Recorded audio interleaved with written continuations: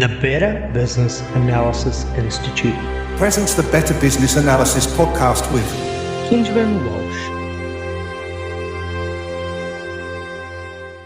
Hi, everybody, and welcome back to the Better Business Analysis podcast with Benjamin Walsh.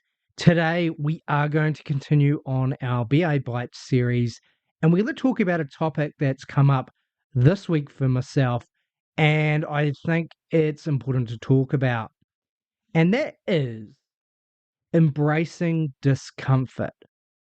I believe that embracing discomfort and the unknown is the key to better business analysis. So I'm going to lead you through a top 10 around what I mean by that. What do I mean by discomfort? So number one, which is a common problem, experienced it this week, and it gets under my skin. That is number one, avoid a solution first approach. It's a common trap for BAs to focus on solutions before defining requirements. True business analysis begins with understanding the problem and not rushing into a solution. Let the technical teams, the delivery teams, delve into the solution after you've done the requirements. The reason BAs do this is because by having something tangible, they don't have to worry about the discomfort. They feel comfortable choosing a solution and then doing requirements against the solution, like gap analysis, for example, right?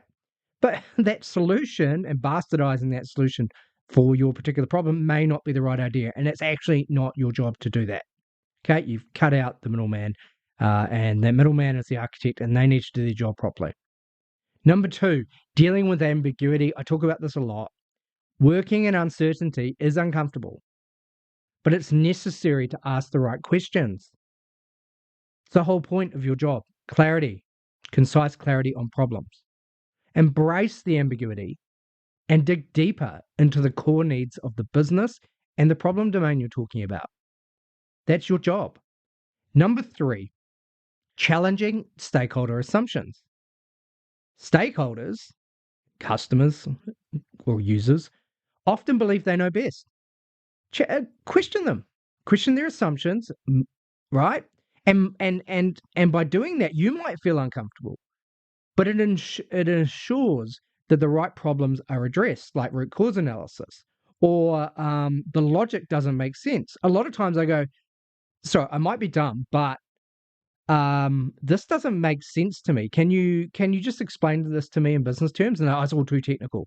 That's a sure sign, especially when I've come from a programming background and I am quite technical myself, that something's going on and they're really something fishy's going on. So just ask the question. The other thing is dealing with conflicting interest. It happens all the time. Different stakeholders will have different and sometimes conflicting priorities. Also something that happened to me this week. Managing this discomfort requires strong negotiation and mediation skills, and probably meditation skills if you're getting wound up, to balance everyone's needs. The other area is stepping out of the subject matter expert role. Okay, you're not a SME. BAs aren't always the domain experts, and that's okay. That is okay. You do not need to know everything. That's not your job. I know sometimes BAs have come from that space, but it isn't your job to be the SME. Embrace not knowing everything. Actually, curiosity leads to innovation. Having less knowledge on a topic is actually sometimes a good thing. And if you're stuck with a problem, sometimes it's best to bring someone else in, maybe a peer BA, and go, how would you solve this problem? I'm too deep. And they go, oh, well, actually, we've done something similar pattern. Look at patterns, look at connections. That's a better way of working. Ask the dumb questions. I do this all the time. There's discomfort in asking basic questions, but they often uncover hidden details. Usually, in order to understand the real basic logic, the equation of the problem you're trying to solve, if you like, you need to know the basics and you need to ask the basics. Okay, you can't do complex stuff if you don't know the basics. BAs should not shy away from asking things that seem obvious.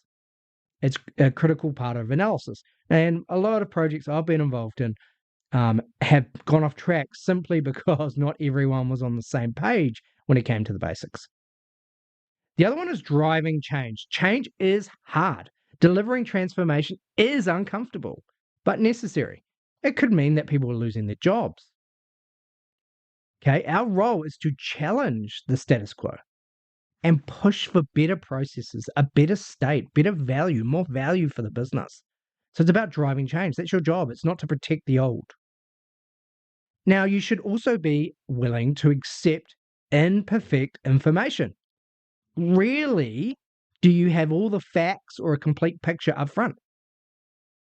Learning to make decisions with incomplete information is a vital skill that involves embracing discomfort. I am quite good at this, okay? And I blow my own trumpet here, but I'm going to try and train you through this conversation. If you can see through the mist into the future, that's part of being a BA, and connecting dots and seeing a pattern without needing to know all the detail, right? Which I struggled with as a junior. I needed to know everything. I didn't want to make the wrong decision. Some BAs will spend 6 months doing analysis. 6 months alone doing analysis, the patterns change, buddy. So you need to accept imperfect information. The 80% mark is fantastic, and you can get 80% pretty damn quickly. Worry about the 20% later. We need to question the status quo. Organizations often resist change because it's uncomfortable, and they stick to what works in quotation. What works is not losing money. What works is not having uncomfortable customers. What works doesn't mean having employees who are working too hard. We need to question that. BAs must challenge processes, uncover inefficiencies, promote growth, even if it's uncomfortable. You need to adopt rapid change. Businesses evolve quickly. The market does. Businesses that don't evolve die. And BAs must adapt to new environments and new technologies very quickly. AI, for example, you should be on top of that already. If you're not, get on with it.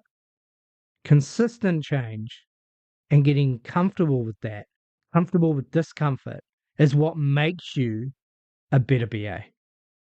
So there's a top 10. I hope you enjoyed that. I hope you learned something. I know I was kind of coaching you today, and I will see you next week.